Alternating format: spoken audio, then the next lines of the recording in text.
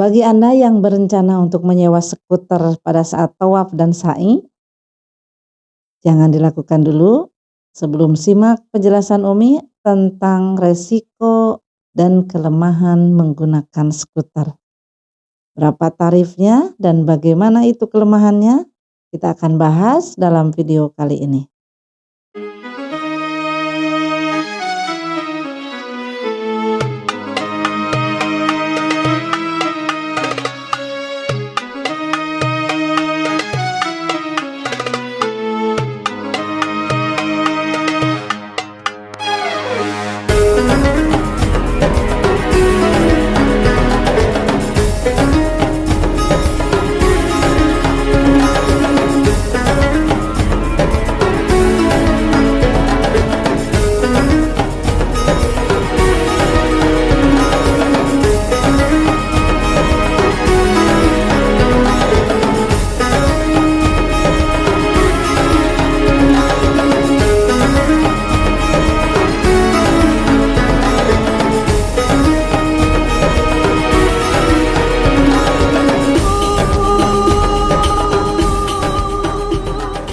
Assalamualaikum warahmatullahi wabarakatuh.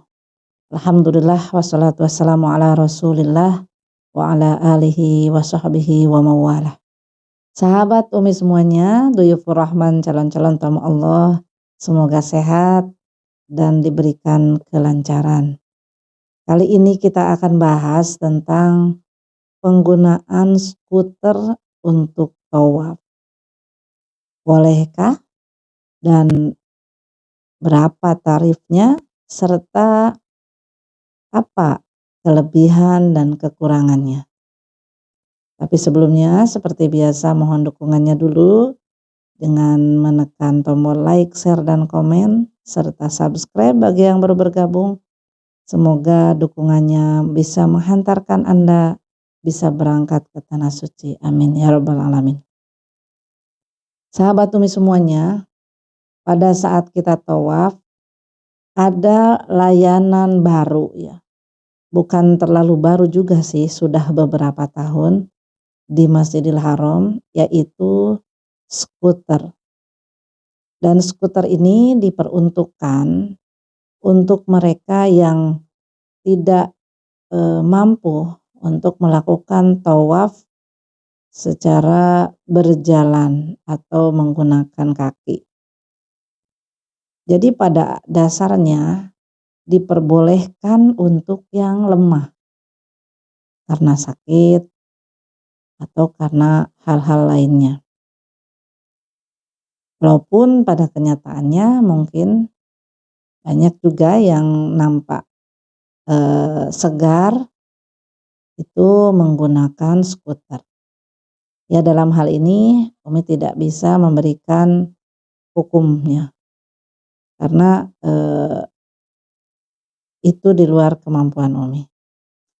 Yang akan Umi bahas adalah bagaimana skuter ini kelebihan dan kekurangannya untuk ibadah dan berapa tarif yang harus kita keluarkan untuk menyewa skuter ini.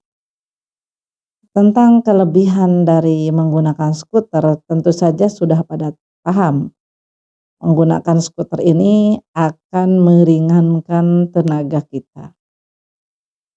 Terutama yang sakit, yang mempunyai keluhan di kaki, yang memiliki mungkin ya berat badan yang besar, saat berjalan itu akan sangat sulit apalagi berdesakan.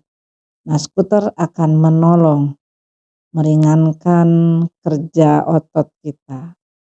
Jadi kasarnya tawaf dengan cara yang mudah, dengan jalur yang ringan. Itu kelebihannya. Sementara kelemahannya adalah yang pertama adalah karena skuter ini berada di lantai 3, jadi tentu kita akan terpisah dengan rombongan yang lain.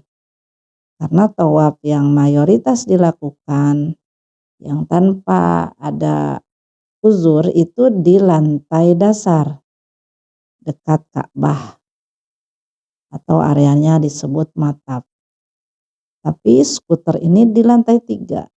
Maka jika Anda memilih menggunakan skuter, Anda akan terpisah dari rombongan yang lain.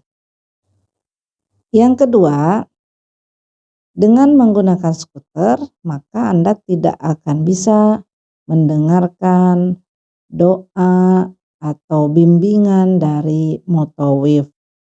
Karena di dalam skuter ini tidak ada mutawif, tidak dibimbing siapapun, itu asli digunakan oleh diri kita sendiri. Itu yang kedua risikonya. Yang ketiga, risiko pada saat tawaf dengan skuter adalah kita tidak bisa memandang ke arah Ka'bah. Karena apa? Karena kita sedang menggunakan kendaraan, tentu fokus pandangan adalah ke depan, sementara Ka'bah di samping. Lain cerita dengan yang jalan kaki berdesakan di samping Ka'bah.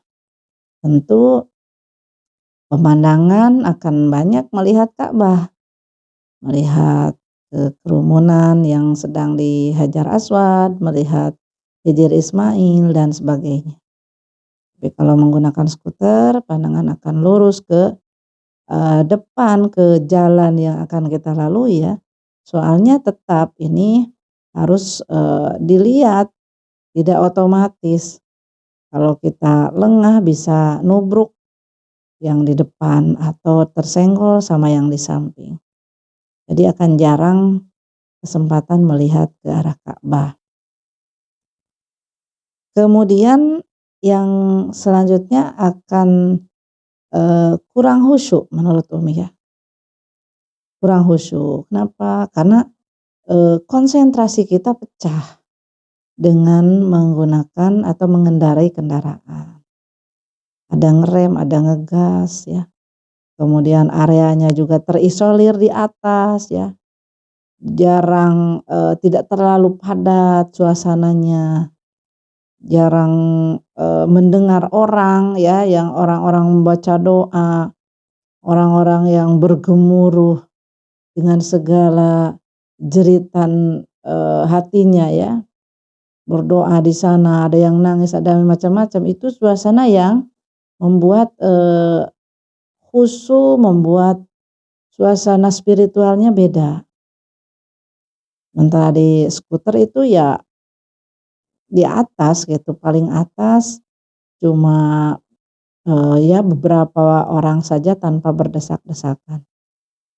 Jadi nilai khusyuknya kurang, yang akhirnya akan membuat kurang rasa, beda rasa lah gitu. Namanya juga naik kendaraan ya, dengan kita merasakan langsung bagaimana susahnya tawaf, berdesakannya tawaf, berkeringatnya saat tawaf, panasnya saat tawaf, itu tidak akan dirasakan oleh mereka yang menggunakan skuter. Nah, sehingga menurut Umi jika tidak ada uzur, tidak ada halangan, ya sebaiknya tetap tawaf dekat Ka'bah saja, biar lebih mendapatkan rasa nikmat pada saat tawafnya. Nah, itu penjelasan tentang kekurangan. Nah, sementara untuk tarif dari skuter ini, Anda jika ingin menggunakannya bersiap-siaplah dengan merogoh kocek sebagai berikut. Untuk penggunaan skuter satu orang, tawaf dan sa'i, jika Anda menyewa untuk tawaf dan sa'i, maka Anda harus mengeluarkan dana sebesar 115 real. Nah, 115 real ini kalau dirupiahkan, Umi tadi menghitung sekitar 480.000 atau sekitar 500.000 lah rupiah. Dan jika digunakan oleh 2 orang, itu harganya tetap jadi 2 kali lipat ya. Jadi mau supirnya mau penumpangnya itu sama dihitungnya. Jadi tetap bayarnya skuter yang 2 orang Rp230. Sementara yang untuk tawaf saja sewa skuternya adalah Rp57,5 dan jika berdua Rp115. Jika dipakai sa'i saja sama dengan harga tawaf saja yaitu Rp57,5 dan jika 2 orang maka Rp115. Jadi itu ya tarifnya. Silakan Anda kalikan saja ke kurs rupiah yang terbaru. Nah, lalu di mana mendapatkan skuter ini? Skuter ini Anda akan dapati di lantai 3. Jadi nanti di lantai 3 itu ada berjajar parkiran skuter. Anda bisa menghubungi orang-orang yang bertugas untuk mengurusi skuter ini. Cirinya mereka biasanya menggunakan rompi ya, bergamis seperti biasa, menggunakan rompi dan menggunakan sorban merah. Ya, itu biasanya orang-orang yang menjaga skuter. Penggunaan skuter ini hanya untuk di area Masjidil Haram ya. Jadi tidak bisa untuk keluar atau ke hotel. Berbeda dengan penggunaan kursi roda. Jadi ini khusus untuk tawaf dan sa'i di dalam Masjidil Haram. Tawaf di lantai 3 ini memakan jarak sekitar 1 kilometer untuk 1 kali putaran. Jadi kalau 7 putaran 7 kilometer. Lumayan jauh juga ya. Makanya kalau mau dekat, tawafnya dekat Ka'bah saja. Cuma konsekuensinya ya itu berdesakan dan panas. Tapi insya Allah tawaf depan Ka'bah atau dekat Ka'bah itu jauh lebih nikmat, lebih syahdu, lebih dapat rasanya menurut Umi. Tapi semua kembali kepada Anda berdasarkan kebutuhan masing-masing. Itu saja, semoga bermanfaat, semoga juga yang sedang bersiap-siap diberikan kemudahan dan kelancaran. Jangan lupa titip doa, doakan Umi dan channel ini agar bermanfaat dan doakan semua keluarga dan sahabat di tanah air agar juga dipanggil bisa hadir ke Baitullahnya. Terima kasih. Assalamualaikum warahmatullahi wabarakatuh.